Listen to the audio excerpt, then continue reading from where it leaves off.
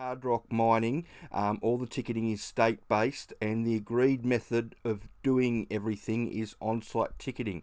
So you're not allowed to transfer your tickets from one site to another. When you move sites, you have to redo everything on the new site that you go to. Now, the reason for that is because in the WA mining regs, it says that the owner of the mine has to be able to prove to the mines department that they've done everything possible to train that person in every job that they can be expected to do on site. And the agreed method of gauging that is on-site ticketing. So when a mines inspector rocks up at site, one of the first places they go to is the safety and training room, and they have a look through all the training records to make sure they're up to date and all the tickets are in order. And it's like I said, that's not transferable. So when you move one site to another, you have to redo everything no matter how much experience you've got. Now, where the R2 competencies come in is in oil and gas, and oil and gas is a federal system, and that's why they can use the R2 competencies. And the other place that they use them is coal mining in Queensland. Everywhere else, coal in New South Wales and all the hard rock mines, they can't use those R2 tickets. They have to issue their own so they can show it to the mines department when they show up. Well, even though it all exists and it's all here, you can't, or you won't be able to find an RTO that will do a course for you. And even if you had a Cert 2 in hard rock underground mining, because of the way the ticketing systems work, the employers can't use it.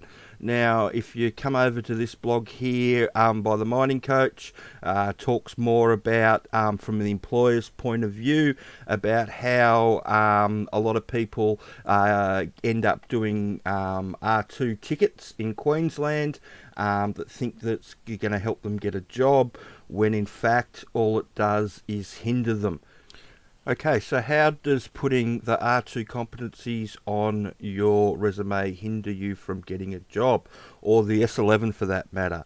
Well, what it says to the employer is that you've done your research into the industry and this is what you've come up with.